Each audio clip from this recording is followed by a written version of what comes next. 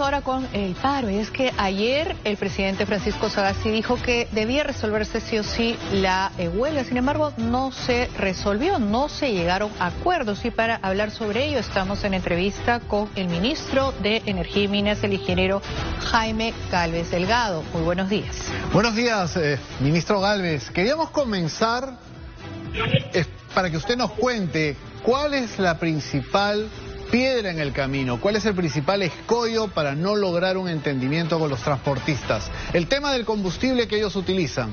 Pretenden una rebaja de 3 soles, el gobierno solamente habría ofrecido una rebaja de 1 sol. ¿Qué nos puede contar? Explíquenos, por favor. Muchas gracias, Federico y Maritere. Lo que les puedo contar es que el principal escollo es de que los transportistas vinieron con una propuesta que el Estado peruano no puede asumir, y a lo largo de los días de las negociaciones ellos no han disminuido sus pretensiones, sino las han mantenido. ¿Por qué el Estado peruano no puede disminuir en 3 soles el precio del combustible del diésel, que es el que usan los transportistas? En primer lugar, porque importamos el combustible, no es un combustible que produzcamos en el Perú. El 57% del diésel que el Perú utiliza se importa. Y los precios internacionales han venido subiendo en los últimos 3 meses en un 42%, lo que ha hecho que los precios al interior del país hayan subido. Y ese es el principal motivo de descontento de los transportistas. A pesar de eso, nosotros como gobierno hemos hecho un gran esfuerzo y hemos pedido al directorio de Petroperú que haga su mejor esfuerzo por reducir el precio del diésel sin afectar la operatividad y la rentabilidad de la empresa. El directorio evaluado, y lo que decidió fue, iba a haber un incremento de 20 céntimos el día de ayer. Ese incremento de 20 céntimos no se realizó. En lugar de eso, se redujo el precio en 64 céntimos, adicional a los 20, y además hay una tarjeta flota de Petroperú que le permite al transportista, si se afilia, tener 20 céntimos más de descuento en las estaciones de gasolina. Entonces, ya para Petroperú ha sido un gran esfuerzo el poder reducir 1 sol el precio del diésel, pero cada sol adicional costaría como 6 millones de soles diarios para que se pueda y eso no lo puede afrontar el país en esta circunstancia donde todo el esfuerzo y todos los gastos están concentrados en enfrentar y atender la emergencia sanitaria, teniendo en cuenta además de que los transportistas de carga son un sector que nunca han parado, salvo ahora que están en huelga, pero no han tenido las restricciones de otros sectores económicos mucho más afectados por la pandemia. Sí. Esa para mí es uno de los principales motivos por los cuales no se ha podido llegar a un acuerdo. Nosotros, además de esta reducción de precios de Petroperú, lo que estamos haciendo y vamos a hacer el próximo miércoles es volver a activar el Fondo de Estabilización de Precios de los Combustibles para evitar que, si el precio del combustible a nivel internacional sigue subiendo, el país se vea afectado por esta subida. Esto tiene un costo fiscal y vamos a asumirlo como país, pero no podemos, en un contexto de precios al alza, reducir 3 soles el precio del diésel. Yo creo que ese es el principal reclamo. El segundo... Sí, señor ministro, pero permítame un ratito porque tenemos que ir por partes, si no es muy largo lo que usted expresa y es difícil de entender. Vamos a ir por partes. A ver, ¿qué es lo que ustedes están proponiendo? Efectivamente, todos entendemos que el precio del diésel tiene que ver con el precio del petróleo, y durante el año pasado han habido alzas, han habido bajas, estamos sujetos a estos vaivenes de precios. Sin embargo, el gremio de transportistas dice que en un momento dado bajó a 30, así como ha subido a 60, hasta un 40, en un momento dado incluso llegó a bajar, como digo, a 30. Entonces, lo que dicen los transportistas es, ¿por qué cada vez que sube el petróleo, sube el diésel? Pero cuando baja, no hay esa misma correspondencia. Entonces se traslada el aumento al precio, ¿no?, cuando sube, sin embargo, no se traslada, ¿no?, y no se representa y no se grafica cuando hay una reducción de ese precio. Entonces ellos calculan que cuando ha habido esta baja, el precio no ha bajado, entonces ahí es cuando ellos dicen, y es ahí donde sustentan en todo caso su reclamo. Bien, ese es un buen punto de los transportistas, y todos como consumidores tenemos la misma sensación de que a la hora que los precios suben, los grifos lo suben muy rápido, y a la hora que bajan, lo bajan muy lentamente. O no lo bajan, pero peor aún. O no lo bajan en algunos casos. En esta situación lo que hubo fue una caída muy rápida del precio del combustible al inicio de la pandemia, y lo que había ocurrido en el caso particular de Petroperú es que Petroperú había comprado mucho combustible a un precio más alto porque estaba previendo parar su planta para poder culminar las obras de la refinería. Por lo tanto, tenía comprado un precio alto y por lo tanto el precio se fue reduciendo poco a poco. Esa es la explicación particular para el caso de Petroperú.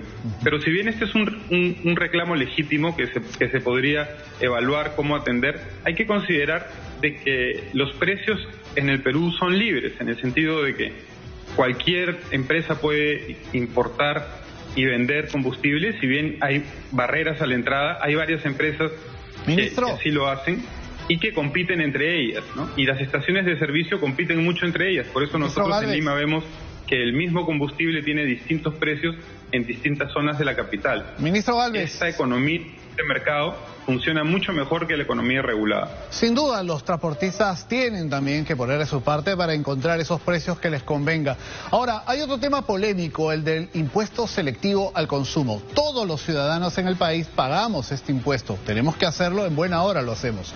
Ellos ya han tenido durante el último año un beneficio. Se les ha devuelto una parte importante del selectivo al consumo del combustible para favorecer la actividad de los transportistas. Sin embargo, ahora quieren que se les devuelva el 100%. ¿Por qué esto no es factible? Ayer el ministro de Transportes decía que para empezar tiene que haber una ley desde el Congreso. Este tema no lo maneja el gobierno. Pero económicamente, ¿por qué no es factible? ¿Por qué nos perjudicaría a todos? Bien, a ver, hay dos problemas aquí. Uno primero de orden práctico. La operatividad de esta devolución que ya tiene no ha funcionado muy bien.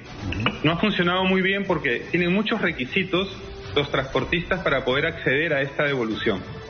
El principal problema es que si un grupo de transportistas o un transportista tiene una flota de vehículos y dentro de esta flota un vehículo tenía una infracción de tránsito, entonces no podía acceder al beneficio. Entonces, como ustedes comprenderán, muchos no han podido acceder al beneficio. Pero ustedes les han ofrecido ahora mejorar esa situación. Lo que se está haciendo, y el gobierno lo va a hacer independientemente que el diálogo se haya suspendido por ahora, es mejorar el reglamento para que sea más fácil poder acceder a este beneficio del 55%. Pero aún así no lo quieren, lo han rechazado. Por ley, ¿no? Pero aún y así la otra oferta del gobierno, que fue una oferta muy generosa, fue aumentar el 55% al 80%. Pero también les pareció poco. Entonces, como usted verá, nosotros hemos hecho el mayor de los esfuerzos por tratar de arreglar con los transportistas en estas circunstancias.